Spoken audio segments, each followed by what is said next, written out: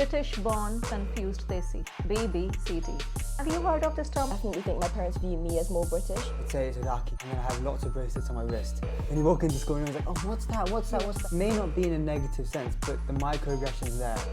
They asked me like, oh, teach me some of your English games. Some boys are calling me like, oh, England, you're playing with England from the park. Do you feel responsible for correcting that image of India? Definitely. I just feel like focusing on the more like poverty-stricken areas of India isn't the best image to portray. There's actually more beautiful places in India that people don't. Specifically Hindu culture as well is education, education, education.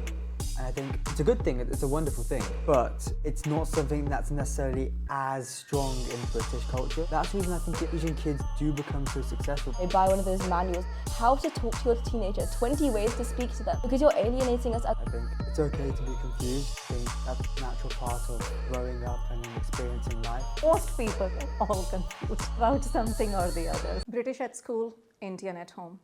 Too British for India and sometimes too Indian in Britain. Identity for many British-born Indian teenagers is not a simple checkbox. It may change with the room they are in, the people and the expectations around them. But are they genuinely confused about identity between two cultures? Or is it us as adults who are confused about the new identity they are creating? Well, let's hear it from the teenagers themselves. And today I've got two wonderful teenagers with me. My first guest is Myra, 15-year-old Myra, whom I would like to welcome to Power Seats, please. Myra. Hello, Myra. How are you? I'm good, thank you. Hello. Welcome to Power Seats. Come. Myra, it's really good to have you here. Yeah, I'm really excited to be here. So Myra is my very close family friend's daughter. Your dad and I jokingly call each other brother and sister. You know, Yeah. I say brother from another mother. So it's really good to have you here. Yeah, I'm so excited to be here. Perfect. So Myra, you are 15 years old, yeah? And your parents are from India, Delhi?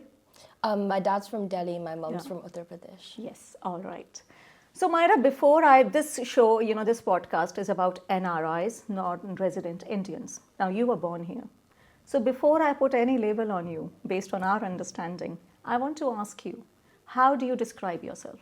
The first thing I'd say to describe myself isn't necessarily like an Indian girl. That is definitely a part of my identity.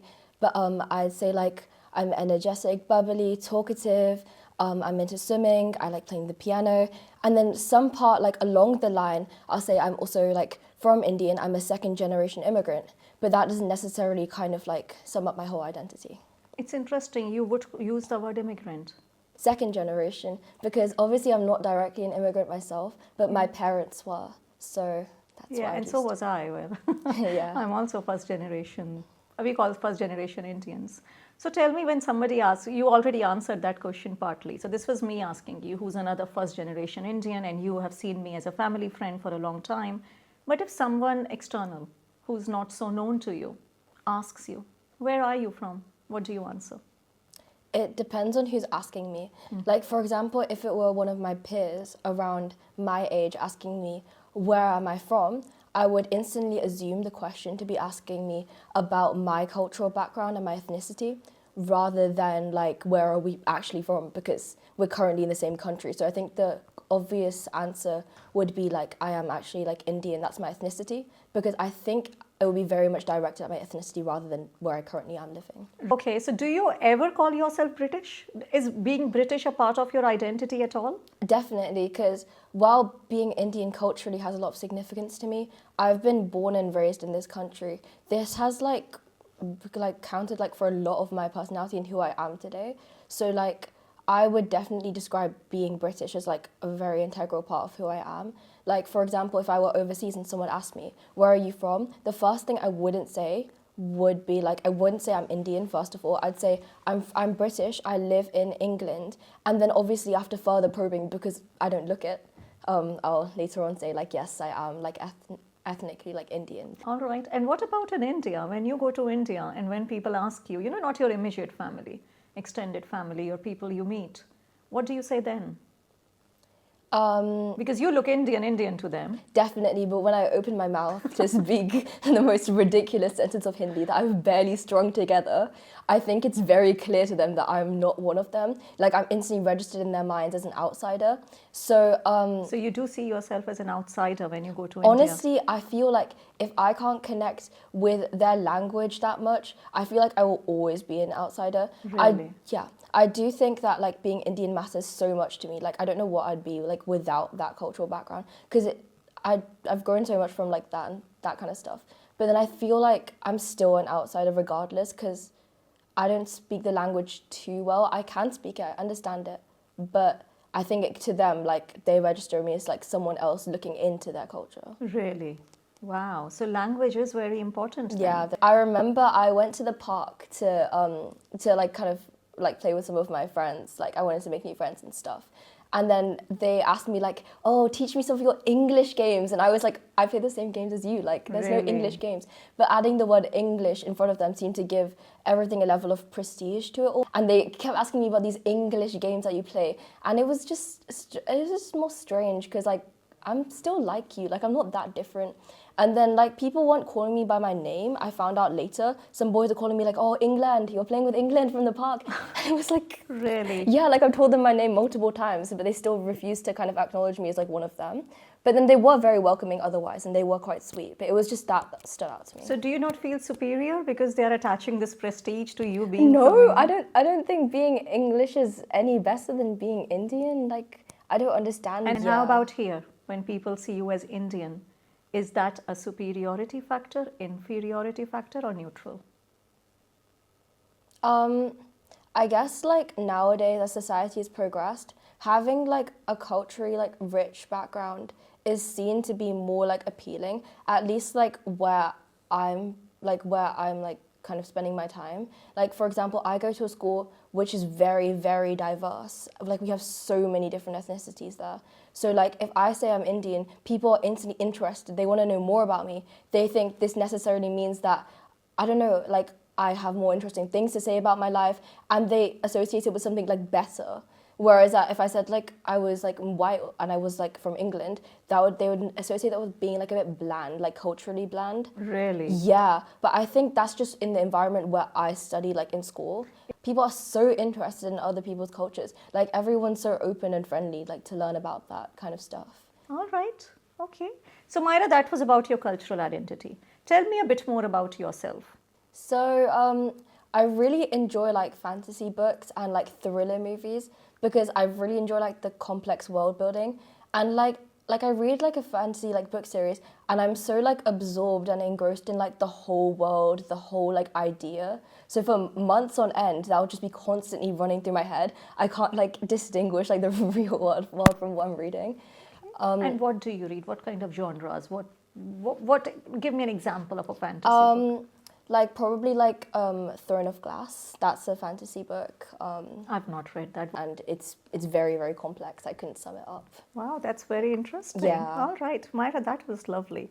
Now, before we hear more from Myra about being British Indian, I would like to call our second guest today, who is a 17-year, slightly older and a different gender, Aadvay. Aadvay, welcome to Power Seats. Happy to be here. Hello. Hello. How are you? I'm good, How are you? Come sit. Okay, Aadvay, welcome to Power Seats again. Yeah, I've been looking forward to it all week. Yes, absolutely. So, Aadvay, you have been hearing what Myra said. Yeah. Is there anything that resonates with you or you disagree with? I mean, initially at least, when I heard her talk about how with her peers, if someone asked her, where are you from? The first thing you'd say is India. I think, especially people my age, I think the first thing how I would reply isn't necessarily I'm from India, but rather where I am in the country. It might be because I've been around a little bit more. Like, my school's a little bit further from my house, so I've had to like travel through Birmingham. I've been on residentials, camping expeditions. So because I travel around the country quite a bit with stuff like that, when someone asks me where I'm from, India doesn't come to my head straight away. I think if obviously they know that you're from Birmingham, you wouldn't say, oh, I'm from Solihull. But if they don't, I think then Myra's right. Yeah, I think I would personally, I'd say, yeah, I'm from India. So So do you get probed into this question when you say I'm from Solihull or West Midlands, or Yeah. are you then asked where are you really from? yeah, I think it's contextual, right? So someone might begin asking me, "Oh, where are you from?" I say Solihull, and then it might be the "Where are you from?" or And who "Where are you will actually?" this person be, a peer or an older It's person? usually a peer. I think someone who's older, they know it might be a sensitive topic in the sense that they don't want to overstep a boundary. But most kids our age, because you've been born and brought up and been educated next to people who are diverse, you've gone to a school where 40% of the school is brown, Chinese, Asian, of any type of heritage, you kind of get used to it. And then when you don't see people of diverse natures, you're a bit confused, like, oh, I'm a bit uncomfortable here. And I have a lot of friends, because a lot of my friends are quite diverse. I have people from China, from Japan, from Korea, from England, from America background, from Irish backgrounds. And all these people, because they've been born and brought up in schools that are more diverse, they're used to it. And I think that's one thing you'll see about the younger generation compared to somebody born and brought up in the 1950s or 40s. It's a huge difference. Yeah, all right, that's very interesting. But I've not been the biggest fan of being around people who look like you all the time, because I think it makes a huge impact on how you perceive the world. Because if you're so used to seeing people who look like you all the time, it can become a bit, not off-putting, but a bit odd when you do see someone who's not of that heritage. And that's a personal opinion. I'm genuinely curious about it as a first generation Indian and also mum of, children growing up here. I came here as a 22, 23-year-old, 20 years ago when none of you were born. And I came to Scotland, Glasgow, a very Scottish place, a very British place, and 20 years ago it was even more Scottish. I was the only first generation Indian in my whole department. I was staying with Scottish people only. I developed a bit of an accent and I was dressing very modern. So when people will look at me, they will think I'm from there, from Scotland. And then when I spoke, when I opened my mouth, they will say, oh, are you not from here? So do you think how you behave, how you dress is still a stereotype about people judging you? So when you go out, do people ever judge you before you speak? I think this is kind of blunt, but I think our skin speaks for ourselves. Like, I think the fact that the way we look will never fully be completely British. Like, I think between becoming British and Indian, I think there's like a new factor here, which is being British Indian. Because at your time, I think the demographics and like the landscape were very different. Like recently, there are so many of my peers are literally British Indian, second generation immigrants. So I feel like I can connect with them. So I can relate with them so much. So the fact is, I don't think it's even being completely British or completely Indian to be like a main thing. More that I can find like other British Indians who kind of understand me more. So do you feel more understood by British Indian peers, Aadvay? Or would you say you're equally comfortable with different nationalities? In peers, I mean. Yeah, I mean, again, because I think I went to, I did as well, a primary school that's predominantly white, I think I've always been comfortable around both races and both identities. But again, that's a personal thing. If you've let's say you've been in a school that's very predominantly one culture, you're obviously likely to be more comfortable around them with products of social engineering. And I think that also links back to your idea of what it means to be British. I think being British is more, again, a product of social engineering in a sense that, do you act like everybody around you? Do you do what they do? Do you queue? I know it's a bit stereotypical, but do you have a jacket potato or whatever? Again, it's everybody. If you do everything that everybody else does around you, you automatically... I didn't know the importance of mash and jacket potato so much. That's very educational. I'm going to cook more of that at home now. It's just small things that kind of No, make up your absolutely. identity. It's intriguing and very educational for me, So that's really amazing. Yeah, like whether it be listening to Sweet Caroline with great enthusiasm. It's just small things that kind of contribute to your identity as being British. You're never going to be fully British or fully Indian, but that's kind of like the beauty in it, that you can balance between both cultures. And it's not even that I feel more comfortable with like my peers that are British Indian. It's just nice knowing that there's a group that kind of understands me and that we're becoming like we're like increasing in numbers throughout society, because now that the demographics have changed, people are more accepting, more understanding, and as this generation like has like progress, like the more like modern generations tend to be like more accepting as well, and less like penalizing you for every mistake that you make. Were you ever penalized for not being British enough? I feel like not necessarily. There were just like social norms that I didn't really understand. Like? When I can't actually give an example. Aadvay, you? I think I can. So she's right. Social norms that when you don't look like everybody else, but say you have a festival or something, and then let's say it's a Rakhi, and then I have lots of bracelets on my wrist. And you walk into school and everyone's like, oh, what's that? What's that? What's that? It may not be in a negative sense, but the microaggression's there. Yeah. And it automatically makes you think, oh, am I not normal? Am I not like the other kids? But again, that's something that you learn to accept, because you shouldn't treat it as something that's bad necessarily, but something more that's unique to you and to your culture. It's British Indian for a reason, and then India's there to remember your roots. And I think that's what we've got to think of it like. So why did you wear Rakhis on your wrist was it a parental pressure? A small amount, I think, also because I've been born and brought up doing it every single year. So at some point you stop questioning it and you just kind of do it. And yes, that's kind of it, but I don't really think it's parental pressure as much as it is when your sisters and your cousins come and put it on you. I think you just feel bad if you just take it off straight away. So you do it out of your own emotion. Yeah, I set my own expectations. sweet. I should at least keep it on for them for at least a couple of days, if not, because it can get a bit So annoying. you will put up with that microaggression. Yeah, Well, if it that is. is really sweet. I'm Yeah. sure your sister will be really touched She to is. hear She should this. be at least. Yeah. All right. So tell me, what is cool about being an Indian? So I remember when I was in Scotland, when I got married, suddenly became a cool factor in the department, because everybody was like, big fat Indian wedding. They all wanted to be invited. And, they wanted to talk about it like in a more appreciative way. There was a wow factor around me all of a sudden. Made me feel like, wow, I'm a celebrity. Just because I'm getting married, there is such a big wow factor around me. For your generation, which parts of being Indian are cool or leads to a wow factor where you feel, wow, I'm cool because I'm Indian? I just feel like when you were talking about like the big fat Indian weddings, like I kind of record myself in parties and there's Sheila Ki Javani playing. And then everyone's like, where are you? That's such a banger party. Like, that's so cool. Like, I've never been to something like that. And I'm like, really? Like, these are like amazing songs. These outfits are beautiful. And I'm kind of like, this is what my everyday weekend looks like. So I just feel really proud of that, because like Indian parties, they go all out. No one's minimalistic. Everyone's dripping with like jewelry, beautiful outfits. Fashion police is out there. We're so like rich in our like color. Extravagant. Exactly, and I like that, because like with today's like more minimalistic culture, like I feel like we stand out more, and I feel really proud. Yeah. But What about you, Aadvay? Is it similar for boys? Yeah, I'd say, again, a lot of what Indians and how it's being cool and everything comes from the people around you, right? What they think of Indians. And of course, they don't have the full picture, of course, because they're not Indian themselves if they are.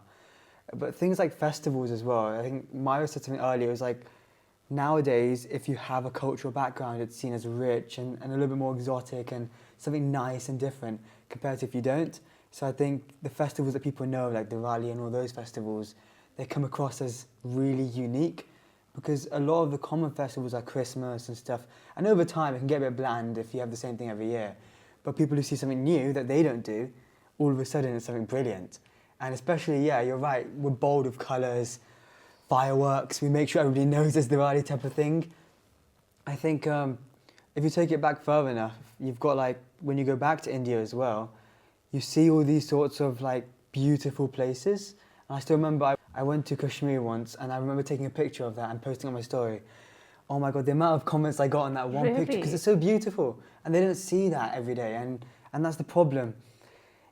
The image of India, especially what people have right now, is so narrow, they don't see the whole of it. And if they do see the whole of it, they'd realise how beautiful it actually is. Do you feel responsible for correcting that image of India? Definitely. Like, I remember, like, I don't know why the Western world wants to portray such a negative image of India. Like, Do they still? I feel like that personally still. Because, like, one time we were in class and we were watching this BBC documentary, and the minute they introduce India into it, they start playing some, like, ding-a-ling-a-ling-a-ling music. And then they zoom in on a cow and it's, like, chewing, like, waste or something. Then they zoom in on, like, emaciated people, like, starving on the streets. And then finally they get to the point. I just feel like focusing on the more, like, poverty-stricken areas of India isn't the best image to portray to, like, a lot of people, like for example, like Aadvay said, like I went to this 5-star resort in Goa, and again I was putting this on my story, and then people were like, "You're in India? Really? They have swimming pools in India? They have like massive." Yeah, people were like, "Are you sure you're in India? This is India," and it's like, we're not that poverty stricken. Like there's actually more beautiful places in India that people don't appreciate, because I feel if we just like, I don't know, more like commercialize like massive mountains that we have in Kashmir, beautiful landscapes that you can't see in any other country, then we would also be making millions. But we don't just show the world like how beautiful and wonderful India is. I'm really touched, I must say, being a first generation Indian. I'm really, really pleased and touched to see our second generation carrying this pride around India and also taking the responsibility of promoting a positive part of it. Aadvay, would you agree with that? Yeah, I would. I think, again, it plays on the idea of what people see, and a lot of it is from propaganda pipelines like social media. And again, it's a distorted image.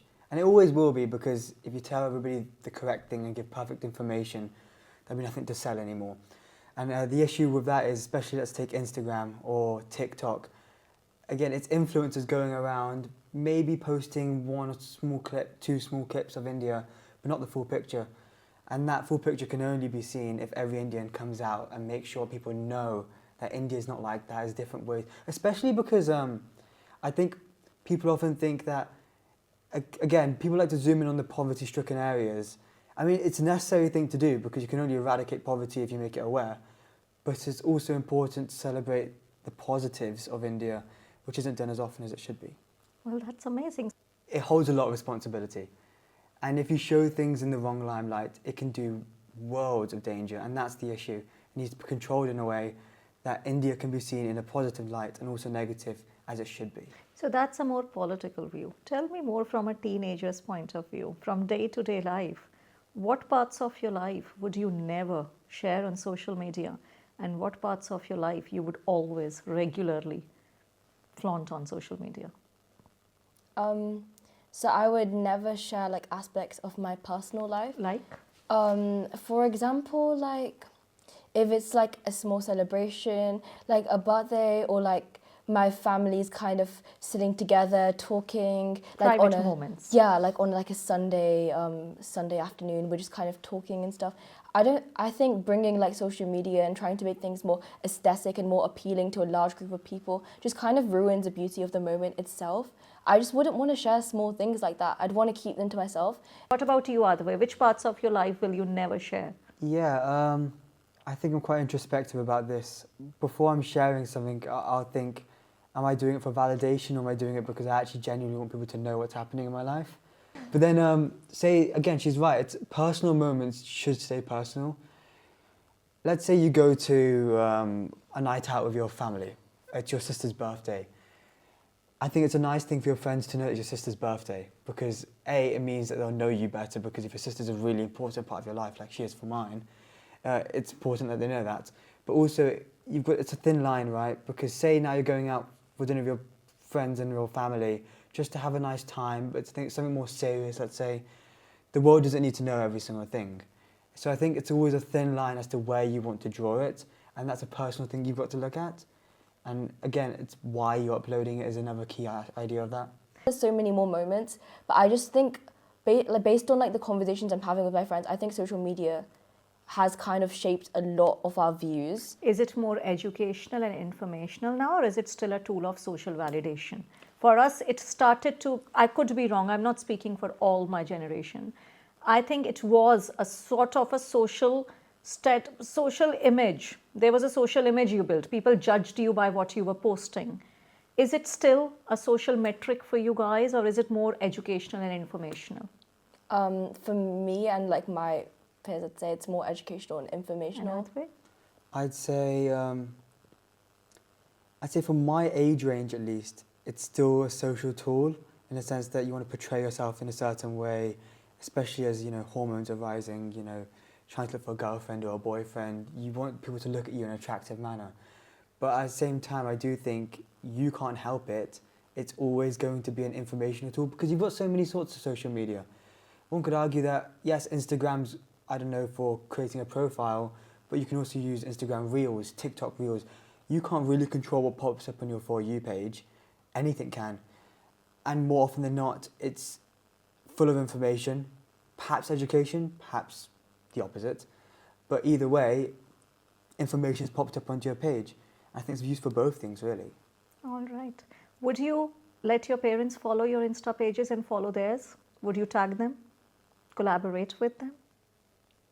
I mean, I wouldn't mind. Like, me and my mom are pretty close, and I feel like she understands, like, me a lot, and I don't think she'd, like, penalize me for anything. Well, your mom is like a teenager herself, isn't it? So that is an Honestly. exception. Yeah. And what about you, Aadvay? Would you? That's an interesting one. I think personally, I've always felt like if I'm going to post something on Instagram, it should just be of me, my friends, or maybe my sister. But I'm not a big fan of putting my family on my Instagram if I were to, because I feel like, again, that's a boundary I don't really think needs to be crossed. Because yes, you might have friends, obviously your followers are just your friends, right? But sometimes there can be mutuals of mutuals, or someone you just about know, but do you know them well enough to put a picture of someone like your family member? That's a question for... So there are different selves. There are. Your social self and your home self. Exactly, yeah. What is the difference? What parts of your social self you hide from your family? I think that's a given that any kid would. I don't remember any 15-year-old acting the same with their parents as they did when they were with their best mates. But I don't know, it's just a sort of, you can be a little bit more free, you can care less. I think your parents want to see you as a bit more mature sometimes than you actually are, but that's because they've raised you in that way. So I can be a bit more free, outlandish sometimes, make jokes. Obviously I would not make in front of my parents. It's a little bit more liberating in a way. But again, that's how evolution's gone. We've always been a lot more free, people our age, than we have with people 40, 30 years older than you, and that's just a given, I think. You know, that is something I'm learning and discovering as a parent myself, because I personally, again, I'm not speaking for everyone out there, I'm only speaking for me. I always thought I will be this coolest person, coolest parent ever. When I see my children trying to not hide, but I can see them putting on a mask, or I feel offended. I feel, why are you hiding? I'm a cool parent. Come on. You're going to so. I think it's because your parents know like every small detail about you. They know who you truly are. And I think when you're like appealing to a larger audience, you're talking to your friends, you're not necessarily like putting on a mask. It's not like really a facade, but there's something that isn't like inherently you. Like there's some parts of you that you're restraining. And I think it's quite embarrassing for children to like have their parents as like onlookers, knowing like that's not what my child's actually like, questioning them about it later, like you don't act like that, why were you acting like that? Like you're trying to avoid those like questions and stuff because you shape your identity based on who you're interacting with. And if there's someone who already knows every detail about you, it can be really, I don't want to say embarrassing. Unnerving. Yeah, it can be really unnerving to just that was useful. Thank you, Myra. That's a good insight. No, I like that. I've never thought of it in that way, but it's a valid idea. I like it. Such a nice way to put it. So, speaking of pressures teenagers carry, let's talk about that a bit more. Is there anything where your parents will say, not a big deal, but it's a big deal for you? There probably have been instances like that. For example, like what kind of outfit I'm wearing, what kind of time I arrive to certain like hangouts with my friends, the way I want to be seen. Like sometimes I'll be like, I cannot wear those shoes. I cannot wear this. Like my friends will actually like judge me so bad. Well, we had that incident at the start just of now, the show. actually, because I was less about presenting myself with nice shoes though. But like obviously my mother just thinks like, or my father, like sometimes they just think like, oh, it's just a piece of clothing. It's just like a attire. Like it can't be that deep. Like surely it doesn't matter that much. But who doesn't it matter much to, you or your parents? Because at the start of the show, you and your mom and I were more particular about, we were like the fashion police. Yeah. And you were more chilled out. You were like a cool, casual teenager saying, it doesn't matter. No, I'm comfortable here. So over here, it could be the opposite. The roles were actually kind of reversed because my mother was the one who was panicking about a small detail like my shoes. There's nothing against my And your shoes look amazing, by the way. Very comfortable. Yeah, they are quite comfortable actually. There's cushioning in here. Yeah. So, yeah. All right. And what about you, Aadvay? What kind of pressures do you carry? Well, I think I've personally been a bit more of a chilled person. I've never really taken anything and made a big deal out of it. But I do think, especially when, let's say I lose some money or something, or say I spend too much money and I feel a bit bad, my parents would be like, oh, it's all right, it's only a little bit of money, because to them, obviously, there's a lot more in the world, and obviously they've been working a lot longer. But then for me, I would be like, oh, that's a big difference. But I would say, in terms of social pressures, I would say there is that expectation and success. I think that begs the question after that who makes a big deal, you or is it your parents? And is it the expectation they've set or an expectation you set on yourself? Tell me. And that's where I was leading into, actually. It's more of a rhetorical question. But I think, especially for me, I can't speak for everybody my age. I've always been a little bit more on not on the conservative side, but on the always pro-education side, in the sense that it's something that you have to do. So if you're going to do education all the way up to your 18 years, do it properly. Don't just, half-arse it in a way, but actually get it done. And the only way to do that is putting an expectation on yourself. So yes, your parents, they might have some sort of standard that you have to achieve, but I've always been under the impression that you should always try to really push the boundary every single time. Not something that can be easily done, but still done nonetheless. So for me personally, it's been more of a personal expectation. But for most kids my age that I will see, it's more the opposite. I think a lot of not just Indian culture, but specifically Hindu culture as well, is education, education, education. And I think it's a good thing, it's a wonderful thing. But it's not something that's necessarily as strong in British culture. It's something that they've taken from an Indian culture and tried to merge it. But that's the reason I think Asian kids do become so successful because of that.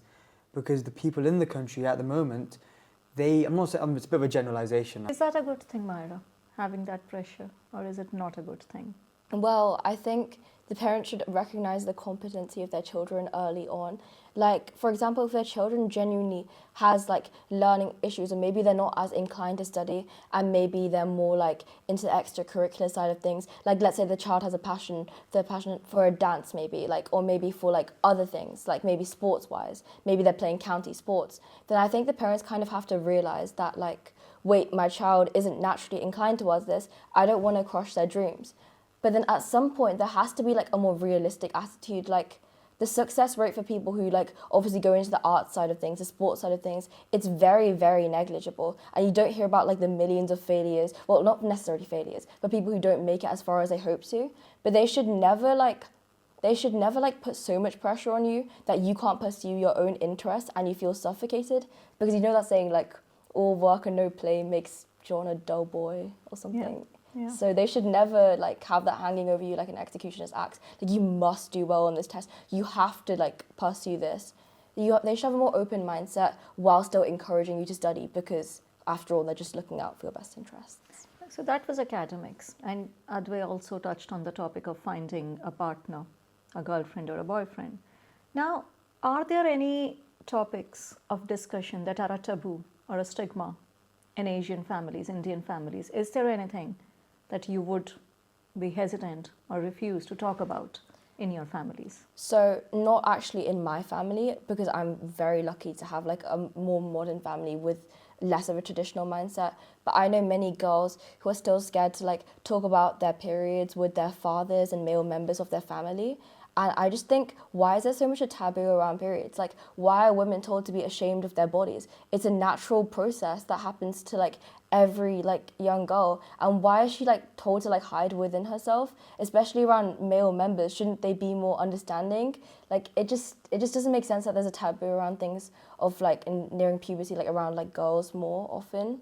So, and just things around a sexual nature. I'm thinking that must be in very conservative families, because that had changed even in our times. Even while growing up in India, it wasn't a taboo for us. But I still know a few girls who are still not necessarily it's completely restricted in our family, but they're still uncomfortable kind of speaking about the changes that are happening in their bodies. And it just shouldn't be like that.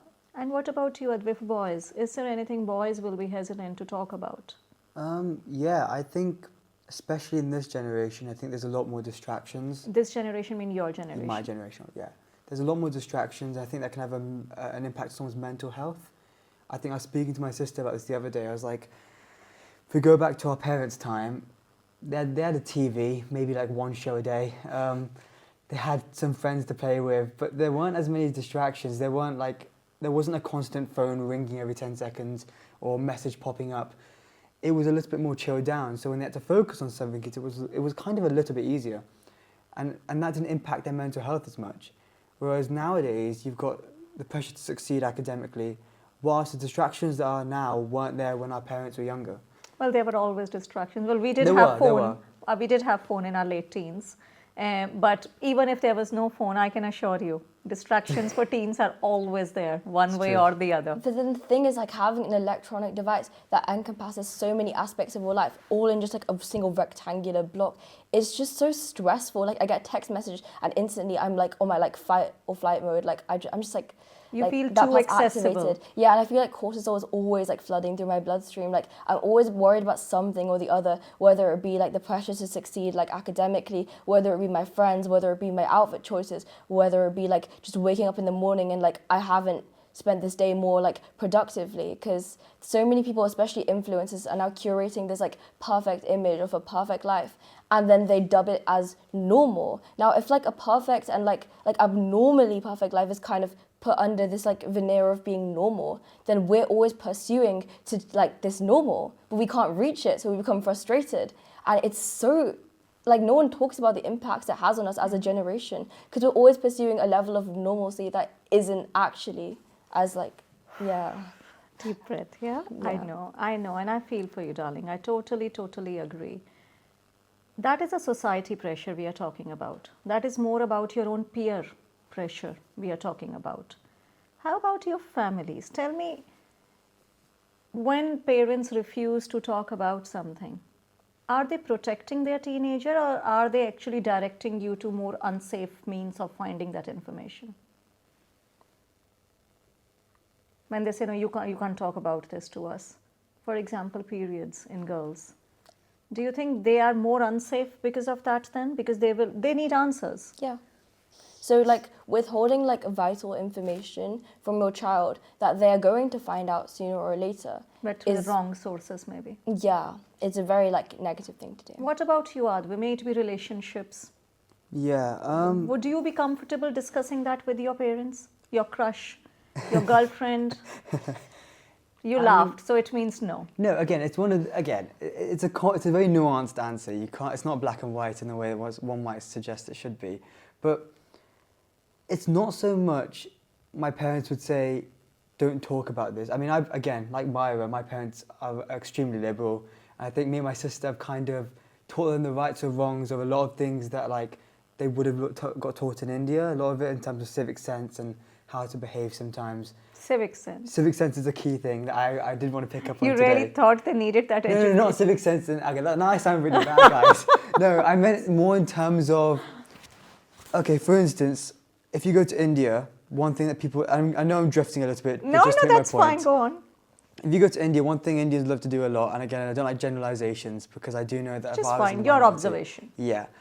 First thing they'll do is they'll put the phone on speaker and they'll start talking to someone. So a lot of the time, people don't keep in mind that there are people around us, and they'll be very loud as well. And again, I'm not pinpointing So this to my there's parents. personal space and yeah. respect for boundaries. I agree. I totally agree with that. I cannot give you specific examples, but I agree. Even while living there as an Indian, Yeah. I felt there wasn't enough respect or courtesy for other people's convenience, comfort, or simply personal space. Yeah, so there's a lot of things that kind of make up. I don't like the word civic sense actually, because it makes is it fine, yeah. it puts it in a negative light. It's a slip of the tongue. Yeah, it's more of a cultural difference. That's the way to put it. And a cultural difference doesn't change overnight. So me and my sister have always been very like adamant on when we think there's something that we disagree with, we tell our parents, and they take it on board. They really do. So for instance, let's say I'm talking about someone I find attractive or a crush, let's say. It wouldn't be my parents wouldn't say don't talk about this, but I think the way they react would be a little bit on the side of, again, they're very liberal. They'd start laughing about it. They'd make a joke out of it in a positive way. So They'd they be will like, get a bit embarrassed about it. yeah, but not so much embarrassed. Embarrassed isn't the right word. It's more they'd make a funny joke about it. And Because they don't know how to react to it. yeah, exactly. And that's what I say. I say this to my sister as well whenever my mum gets angry and she shouldn't, which happens to every human being. I get angry when I shouldn't. It's her first time parenting as well. Yeah. It's everyone's first time Thank you for that. parenting. Yeah, for you as well. It's like you've got to be able to forgive your parents for making mistakes because you make mistakes as well, don't Oh, you? that's amazing. I will make my son listen to this. Okay, that is interesting. So, is there anything you would advise? I'm asking more from a safeguarding mental health perspective. You would like adults to know. What would you tell adults of you two are very lucky to have very liberal, understanding, open parents? Like Myra said, not every family, may it be Asian or any other culture, are so liberal or open-minded. From a teenager's point of view, in families where parents don't get to access their teenagers' real views, what message would you give to them if they want to keep their teenagers safe, secure? How should they talk to them? What should they say to them to make them honest so teenagers would open up and not hesitate? How should an adult talk to a teenager to make them more comfortable to open up? So, like, from an adult's perspective, if you find that, like, maybe your, like, teenager, your child is kind of more, like, withdrawn and, like, hiding things from you and becoming more secretive, I don't think the best approach is to instantly hound them with, like, why aren't you talking to me? We used to be so close. Like, you have to realize, like, there's so many changes going on in their life and their bodies, and, like, their hormones are all over the place. Like, just approaching it, like face to face, like, why aren't you listening to me? Like, is there anything wrong? What can I do? That's just bombarding them with, like, a bunch of questions that they might not know how to answer themselves at that point in time. What should they say then? So I don't think, if you notice, like, a teenager's gone into their room, they're kind of quiet, more subdued, maybe leave them alone for a few hours. And I think if they, like, emerge from, like, their little, like, burrow, their hiding spot, then I think maybe you can ask, like, do you want to have a sit down? Or maybe you start the conversation, like, you tell them about your day at work and you tell them about problems that have been eating at you. And then that would urge and prompt your teenager, well, not necessarily teenager, just child in general, that would prompt them to open up about themselves. If they don't, it's okay. Like, they're not obliged to do so. But I think by opening the conversation with, like, rather than asking them questions and, like, hurling questions at them, maybe tell them about your day, maybe tell them about your experiences, and again, that would prompt them So to... low demand environment, exactly. and give them space. And you don't always, like, expect things from them. What would you say, Aadvay? Again, I'm a big believer in parents should be parents, right? Which parenting? I mean, parents should just be parents. Okay. And I do believe that the more you try to be a child's best friend, the less likely it's going to happen. So I do say all you've got to do is you've just got to create an open and welcoming environment from day one itself. It's not like suddenly when they're 15 years old, you're like, oh, why don't you talk to me anymore? It's more so since day one itself, you create that environment in which you're like, you can talk to me, it's fine. If you don't talk to me, that's fine as well. It can go either way. And if you don't make a big deal out of everything, unless the child wants you to make a big deal out of it, that's the best way, because then they feel comfortable and secure around telling you everything. But again, the more you force it, like a best friend would or a friend would, in terms of, oh, I'm your friend, tell me, trust me, I can help you, it's less likely to happen. So don't feel entitled to knowing everything. Exactly. The expectation is the part that, like, kind of eats at us. They always, like, expect you to, like, instantly open up and tell them everything. Yeah, they shouldn't be entitled to, like, not a response necessarily, but more like what information they're looking for. They should kind of approach it as a normal conversation. Like, they shouldn't just wake up one day and they say, like, oh, wait, this is my teenager, and they buy one of those manuals and those guides, how to talk to your teenager, 20 ways to speak to them, because you're alienating us as a different species. Like, we're also human beings. Talk to us how you would talk to your child. Just be a parent. Like, don't approach... But some parents don't know how to be. They are confused themselves. It's not just approach them how you'd approach your human being, your partner, your friend. Like, and don't try and, like, push that image, like, I am your friend. I'm, like, there for you. Maybe that's more important. But more that... So low demands. Yeah. Less obligations. And less viewing them as a teenager and view them as your child. So. A child who may need space, who may be struggling, who doesn't have the answers to everything. Exactly. Speaking of entitlement to access into a teenager's life, let's take some examples and tell me if it is their entitlement or no entitlement. Let's say care, control, or both. Which part of information would you see if parents are trying to access as care, control, both, or neither? So live location, for example, live 360 kind of apps, where you track your teenager's Yeah, I have location. Yeah. So is that care? Is that control? I think it's care, to be honest. You feel comfortable with that, them knowing your live location? Well, it has bugged me, and I've raised this as an issue many times. But I think So it does bug you. it does bug me. But I think deep down I know that like it's more care, because in like today's Why does it bug you? it bugs me because like, do I not have any privacy? Like I'll come home and my dad was like, I see you spent 10 minutes at the coffee number 1 shop buying a Maybe matcha. that is wrong. And it's, Maybe this is something he should not be saying. yeah, why are you telling me? Sorry, Like, Amit. No, at 4:15 p.m. you were walking down Vicarage Road. Thank you for that information. that's false. I'm Then not I'm sure going what to do with that. Like, if you're going to be like tracking me that extensively, maybe don't let me know, because instantly I'm like, whoa, what a violation of my rights. Why are you feeding this So information? sharing live location Yeah. is okay, but being questioned about it or Exactly. it's not okay. Yeah. Okay, and Aadvay, were you okay with sharing your live location? Yeah, I think, again, what you've just said is it's a difference between how it's used, if a parent uses it for control or to keep you safe. If they have your live location constantly, which I'm an advocate for it, I think they should. Because, again, as long as you're below the age of 18, your protection it's their responsibility to make sure you're okay. And knowing where you are at all times, that is part of the job. But like Maya said, if some parents do that, even if it might be a joke, it probably is a joke. But sometimes, especially in the teenage years, you can get a bit angsty and a bit livid over small things, and it can come across as a lot more controlling than it should be. I think nobody will like that. If somebody tells me you were here for this much time, why were you here? You My know, dad so- tries to make it a joke, but it really... I'm sure he doesn't annoys mean me. it. Yeah. Maybe he was just trying to Yeah. have a conversation or tease you a bit. Yeah, but when brought up too frequently, at some point I do snap. All right, okay. How about going to a late night party, being invited to a party, we are gonna, and maybe opposite gender, especially for you, Myra. And is that difference for boys and girls? Like if you're invited by a boy to a late night party, we are going to be out till late. Are you allowed to do that at 15?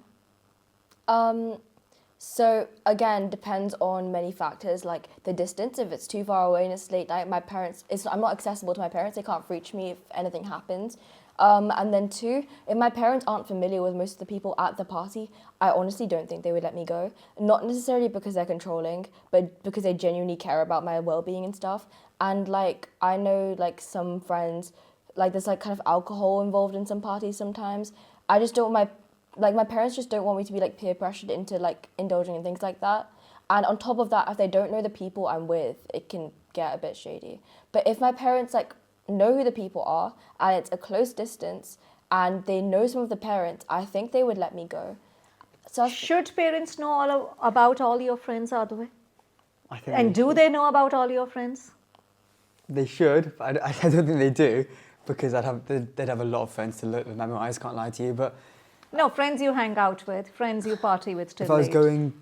if I was going for a night out with my mates, I think I would tell them which friends I'm going with. And do they need to know their parents, where they live, like Probably whereabouts? not, but I think it's also because I've kind of gotten to the age where they trust me to be more than mature enough to get home on time. Was it the same for your sister while she was growing up? I was going to bring that in later, actually. I was going to say that because my sister was the first child and she was a girl, I think for her it was a little bit more in the sense that just make sure you keep checking in, make sure we know who you're going out with. But at the same time, my sister never really was a party animal. She was one of those girls who used to stay in a little bit. But even when she went out with her friends, I think all my parents knew her friends quite well, because obviously you've been in school for quite long, that even when she went out, my parents would have a tab on where she is and everything keeps safe. And they do the same thing with me as well. Like my parents are notoriously known in the house not to sleep until we get back home safe. So they're always just checking like 16 near late at night to see when we're going to get home, which is fair enough, I don't blame them. So I think it does depend on the gender a tiny bit, in the sense that I think it's natural because the world is a lot more dangerous and a lot more cruel to women. So you do acknowledge that your I safety do. is at risk. Like, And I've never felt unsafe walking down the street by myself. It might be because no, I'm not big. in Birmingham. Even Birmingham, I very rarely What do. time of the night? Even if it's like, even though I go to centre of Birmingham by myself at probably, okay, obviously if it's like 12 o'clock at night, it's a bit different. But if it's at 10 p.m., 9 p.m., I generally don't feel unsafe, especially if there's one more person with me. I definitely won't. Won't it depend on the street you're walking on? Maybe so, but I think if we put me and Myra, I'm not saying that you would feel scared, but if you put me and Myra on the same street, I think I'm less likely to feel scared, and that's just purely because Is that gender or is that? I think it's a mix of gender and size. But what I've heard, I could be wrong, in Birmingham especially, knife crimes and work, that doesn't depend on the gender. Maybe your physique and your body build on how strong you seem to the other person. So Myra will definitely look a lot more petite and, But a lot of crimes are also, like, I think like around half the serial killers kind of chose serial killers. No, not even serial killers, sorry, You're just murderers. killers in general, or like or rapists or anything. They chose their victims based on gender, and it was actually around like sexual Really? fantasy sometimes. So you do believe girls are more unsafe Absolutely. than boys, even in this country for this generation? Yeah, like I cross the road if I see like anyone heading towards me, if it's after 10 p.m. Like I do not feel safe. Like if I'm speaking honestly, I just don't. No, I agree with that, but I'm intrigued to hear that even in this country. I think I don't know, again, if other women my age will agree with this, but I feel more safe in this country than I did in India, even today, than I do in India. Safety is not just about being attacked, or it's also about the way people look at you, you feel more noticed in India than you do here. And so, yeah, that's interesting. I'm intrigued to hear that. Thank you. It's also comparative, isn't it? Because you can compare it to India, we can only compare it to here. No, you can compare when you go to India. How Yeah, about but them? I don't think I've walked down the street 11 p.m. at night in India. Neither. No? No, I can't really compare it, to be honest. But do you feel more uncomfortable as a girl in India than here? Do you feel more noticed? Honestly, no, because I'm with my family at all times, and like by that I mean You don't venture out on your own? No, I don't think I would do that. I genuinely don't think I'd feel safe enough to do that. All right, okay. All right, so I'm going to now move to a spicier section very quickly. I'm going to give you a sentence. You complete it quickly, honestly. And Indian parents think teenagers. Moody. Teachers assume British Indian teenagers. Are the same as any other kids. Okay. You agree? Some seem to think that we're more like intelligent and more academics focused. Okay, that's good sometimes. then. Relatives in India think British born teenagers, and I want from both of you. Are corrupted by the modern mindset. Yeah, it's just spoiled. Okay. Adults blame social media when? Their kids are more like reclusive, like in terms of interacting with them. When they're not following the standards they set. Okay. Adults call it disrespect, and teenagers call it? Autonomy. Okay. Parents think success means? Fitting their criteria. And your generation thinks success means? Finding happiness. Adults should stop saying? Grow up. Yeah. And what is it that teenagers misunderstand about adults? They sometimes kind of think that the adults' like desire to like protect them is more in like controlling them, and some teenagers think like, oh, they're running a dictatorship. They just want to control every aspect of my life. So I just think sometimes it's more because the adult is very paranoid, and they kind of have to accept like adults are like human too. Like parents have like are putting a part of their like soul almost into their children. So I guess it really hurts them to see like anything's happening to their child. So I think teenagers have to understand that to some extent their parents are kind of insecure about like whether their kids might get hurt rather than trying to control them. Absolutely. Okay, so keep, change, or reject. I will give you some examples, okay? So respect for elders. Keep, change, or reject. Keep. Change, because it's not respect for elders, it's respect for experience. Touching feet. Keep, because it's a cultural thing. Okay. Change because I think we should change it because I don't see the significance of it, to be honest. Learning an Indian language. Keep, I think it's reflective of your roots. Keep. Okay. Living with parents as an adult. Reject. Okay. Keep. Okay. Your parents want to reject. Family involvement in relationships. Change. I think it depends on if you're, again, it's one of those things, if you're okay with it, there should be a point in time when they are allowed to come in as long as it's at your will. Definitely agree with that. Like, change it so they're not like heavily involved in it if you don't want them to be. But then again, if you want maybe like an arranged marriage, if that's something you genuinely want, then yeah, they can step in. Okay. Academic comparisons Oh, reject. Reject. Comparison is the thief of joy. and community reputation. Lokya. Now I want to bring in a term which I mentioned to Myra before this recording started, and she said, I've never heard of this term. That was something, again, I was aware of when I came here. British born confused Desi, BBCD. And there is an ABCD, American born confused Desi. Have you heard of this term, Aadvay? Because Myra said she hasn't. I have. I think I've heard it in a few movies. Okay, so in movies, not in real life. No, not in real life, no. Does that term mean anything to you? I guess I can resonate with it a tiny bit because I think as I've grown to become 17, I think it's not that long, but still, you go through phases in your life where you question your identity. And I think sometimes you're confused, are you Indian or are you actually British? Where's the thin line? Until eventually I think you start realizing you can be both. What exactly are you supposed to be confused about? Well, okay, think of it like this. When I go to India, I think you spoke to Maya about this at the start a lot as well. When you go to India, okay, do they see me as Indian because I have like the worst accent ever when I'm speaking Hindi, or because I don't know exactly what to do when we go to a certain place, or I can't open my mouth when we're shopping because the prices will go skyrocketing, or Yes. something. When you're here, it's the complete opposite. I don't know, there's microaggressions. Fingers might be yellow from Holi once in a while and someone says something, or it's small things like that that makes you question, okay, am I actually Indian or am I British? Which identity should I accept? And it's always instances and small clips of things that happen in your life that make you question who you really are. Myra, do you think an Indian teenager, the one who was born and brought up in India, is more privileged or less confused than a British Indian teenager? They're privileged in the sense that they're never trying to like balance between like two countries, two cultures. They're rooted like in where they are. Like they've been born and brought up in the same place that their ancestors have been living in for ages, and it's just kind of like there is nothing to really be confused about. Like they're so like secure in their identity, and they've never had to question much, to be honest. So. Yeah, I agree. Echoing what she said, I think it goes down to the idea that India is not the most diverse in terms of skin colour. If you look around, you see people who are very much brown. Here, I think you'll find a lot more diversity. So not only are you pitted against whether is it okay for you to be who you are, but also you're pitted against the idea that, especially politically, there's a lot of questions around if you're white or if you're brown. So you have to come with that conflict.